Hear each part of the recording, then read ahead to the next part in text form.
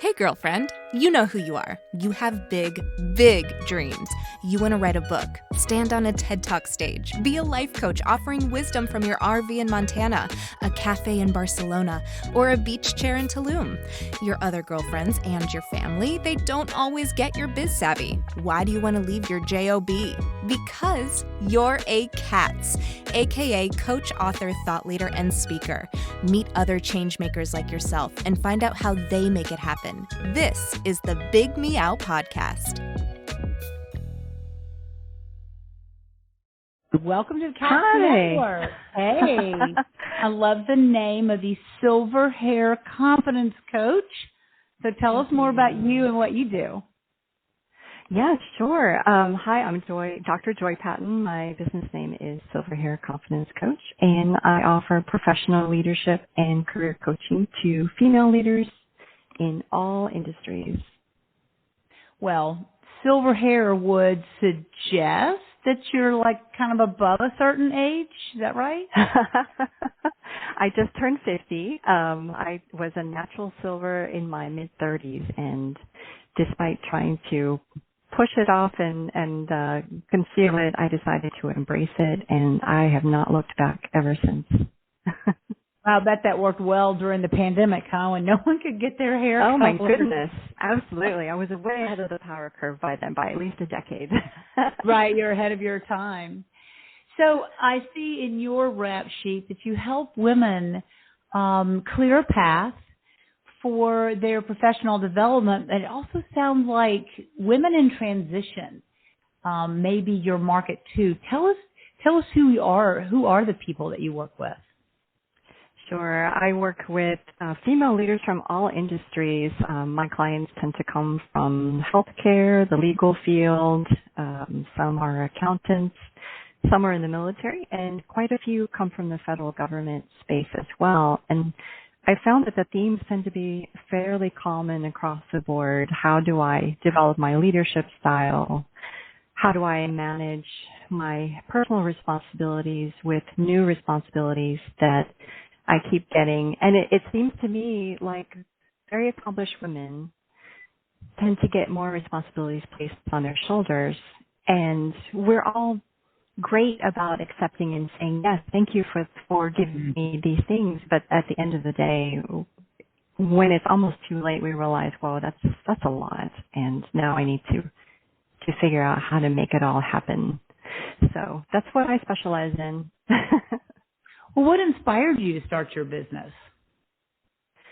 I would say that I definitely saw a space for female leaders to have an opportunity to work with professional coaches. And I wish that I had that in my 20 plus years in the military and also time in the federal government. I also often felt like women have a unique space. Like we're navigating complex office politics. We're trying to assert ourselves, or maybe we assert ourselves too much. And sometimes there's a competitive environment. It's difficult to find someone who you can soundboard with, especially the higher you go, the less people there are in that space with you that you can really have a conversation with about your struggles. And I thought, you know what, this is what I am called to do, and I will create that space where someone can come in, really feel seen and heard, and have that dedicated time to just explore their greatest fears or their biggest challenges. And then the two of us, we collaborate and come up with a strategy that takes away all of the fog and gives them this new laser-focused strategy to come out of. So that's what I envision as why I started the business. Sounds like you've been there, done that. Been in military. Haven't we all, though? Well, I don't know. You sound like you've been in a very, and correct me if I'm wrong, but male-centric and kind of male-driven, at least in the past, entities, organizations, the military and the government. And another thing that you touched on is that old saying that it's lonely at the top. So It really sounds like your experience based in kind of a male-driven organizations, but also as that it sounds like you've gotten to a place in your life during those times that you have been in a leadership role. And what's your advice for women leaders? And at the end of the day, we're all human, but you have to lead and have compassion. How do you balance that? What is your advice for women in leadership like that? That's a fantastic question. And yes, so I've been a commander of a unit of 200 people and have had to have that balance, that internal calmness and peace within me so that I can go out there and present myself to a variety of different ages and leadership styles and experience levels and still exude confidence when a lot of times I didn't really have it within me, but I still had to demonstrate it.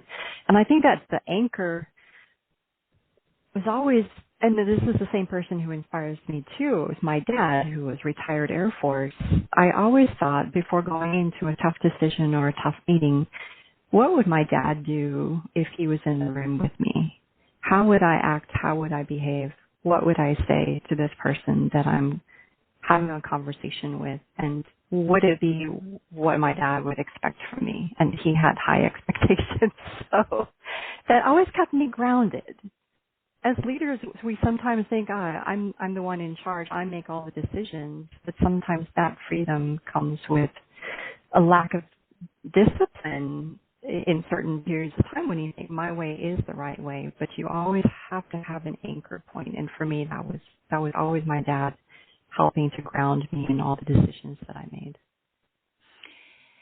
There's a very fine line that you touched on in that decision, that moment, that second, that split second of decision making on how to act in that moment. Being both a leader but also human, having compassion, yet you have a certain way of being that shows power. And my question to you now is there a difference, and maybe there's not, of how women show power that would look differently than, let's say, a man and how he shows power or leadership? Let's just say leadership. Do women show leadership in their power in a different way than men do? I think that's a tough question. I have always believed in the power of the introvert, and being one myself, but having to learn to be an extrovert, I feel like power, from men, power tends to be demonstrated in a louder, more aggressive way.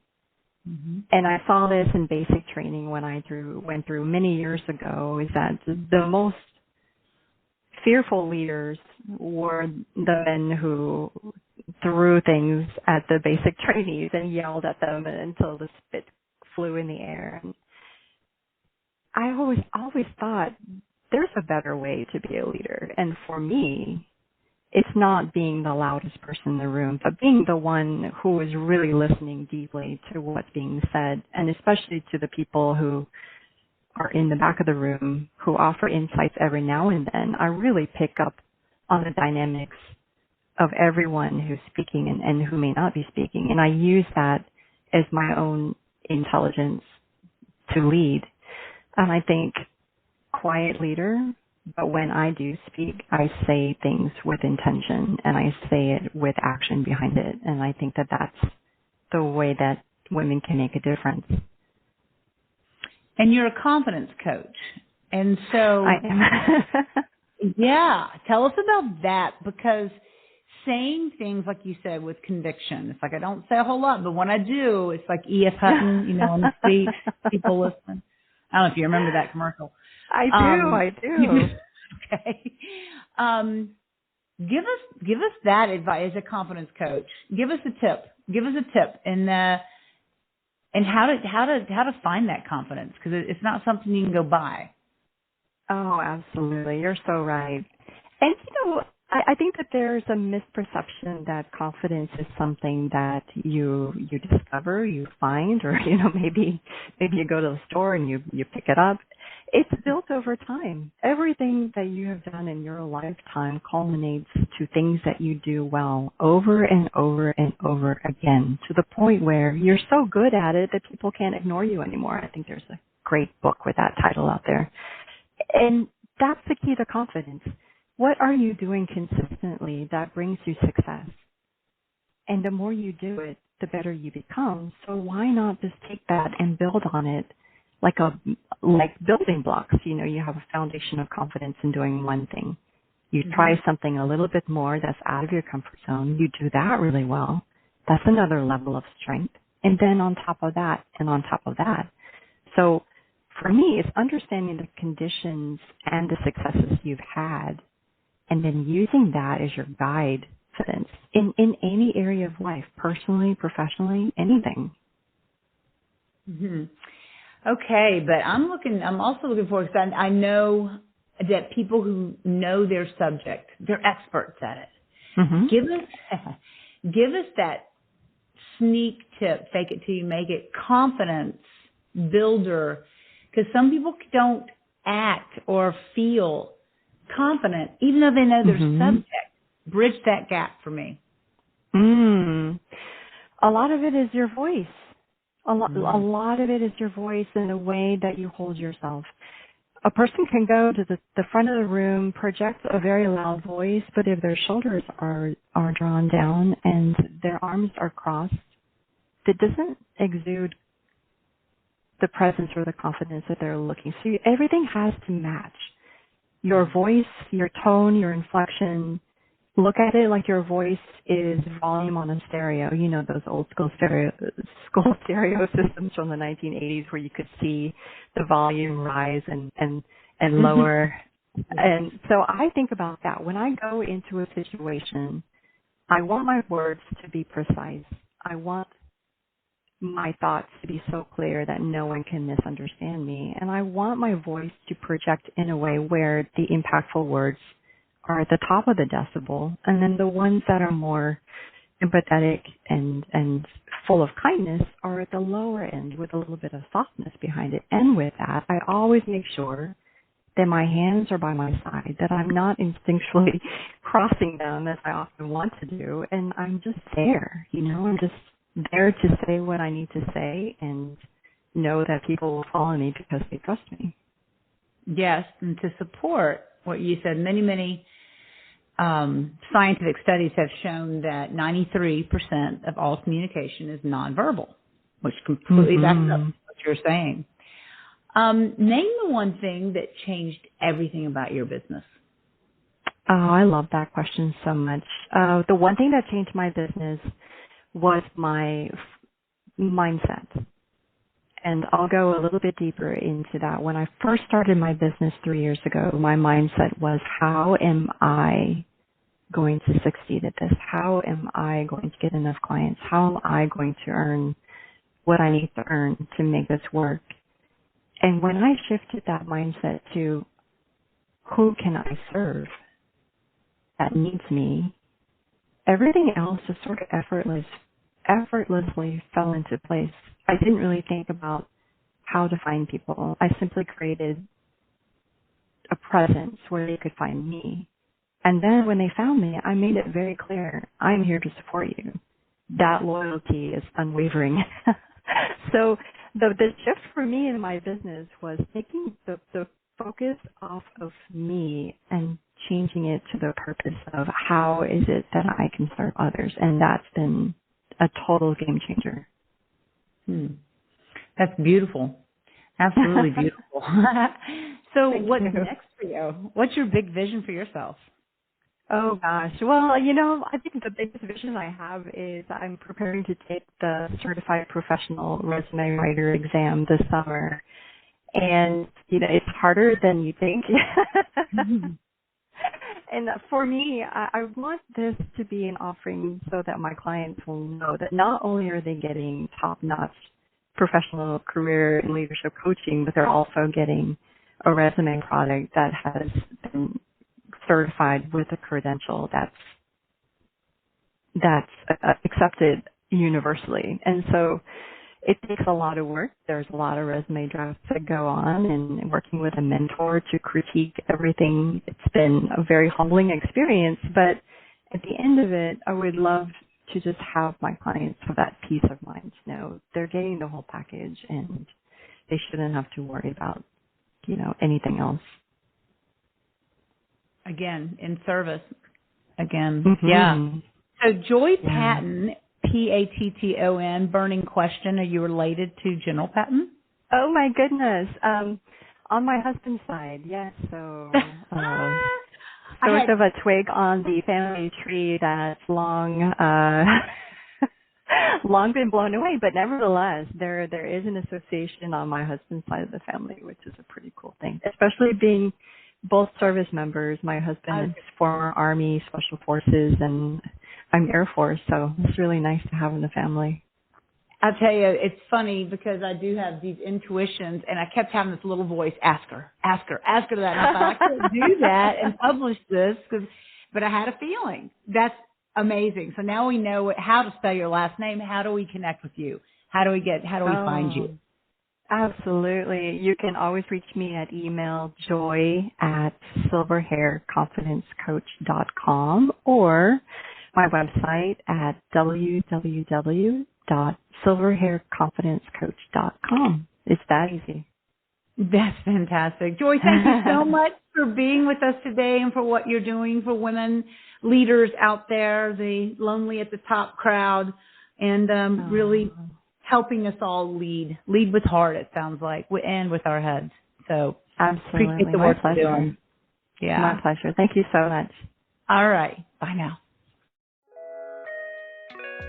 Thanks for listening to the Big Meow podcast, sponsored by C.A.T.S Network.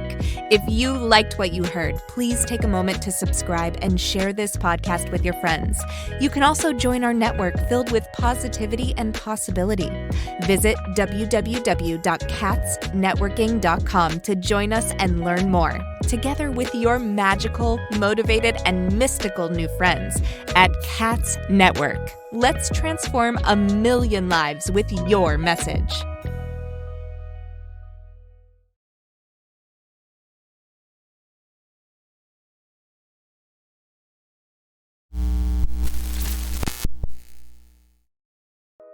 Are you feeling isolated, sitting at home in your PJs? Or perhaps you're tired of the comfy sweatpants with holes in them that are hidden just below the camera? I mean, you could puke at the thought of another day of Zoom meetings and reporting to your BOSS. Do you want freedom from your home office desk or the office cubicle? Do you want freedom from your current career? Or are you frustrated that your online biz dreams are going nowhere? It's all too overwhelming. Where do you start? All the tech, the choices, and your message. Yep, I said your message, your brand, your voice.